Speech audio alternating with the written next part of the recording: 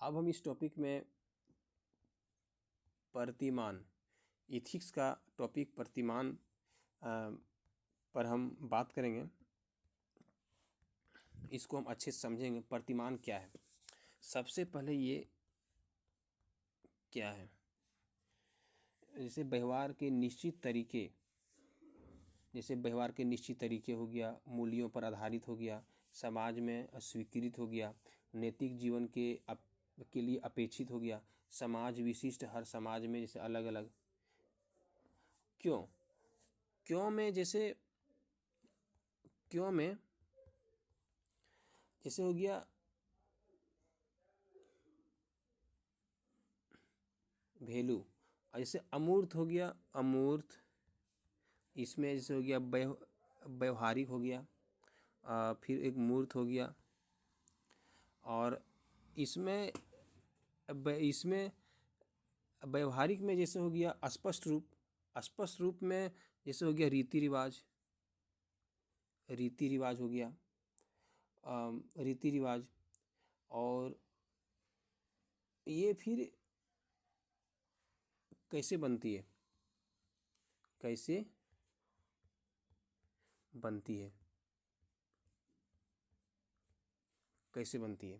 जैसे हो गया व्यक्तिगत नवाचार हो गया, व्यक्तिगत आदत के द्वारा, सामूहिक आदत के द्वारा, जैसे प्रथा हो गया, परंपरा।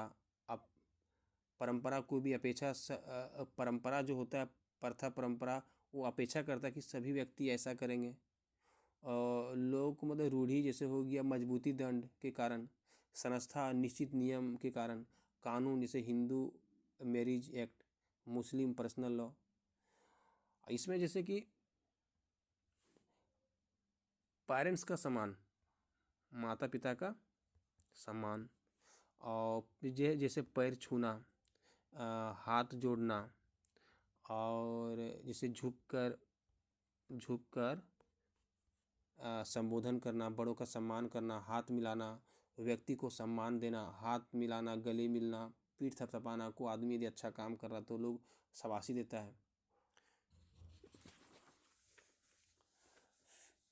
फिर इसमें हम पढ़ेंगे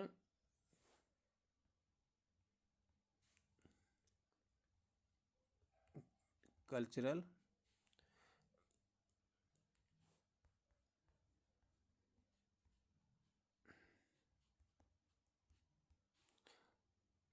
प्रेस्क्रिप्टिव। इसमें जैसे हम पढ़ेंगे पहला, इसमें तीन, पहला पढ़ेंगे जैसे हो गया सब जाति केंद्रवाद, सब जाति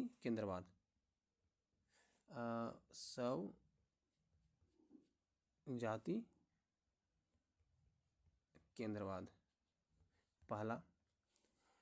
जैसे कि अपनी जो संस्कृति को सर्वश्रेष्ठ मानना, जैसे अपनी संस्कृति के अनुसार दूसरों की संस्कृति का मूल्यांकन करना।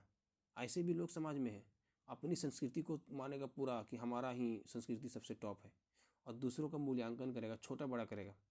दूसरा होता है इसमें परजाति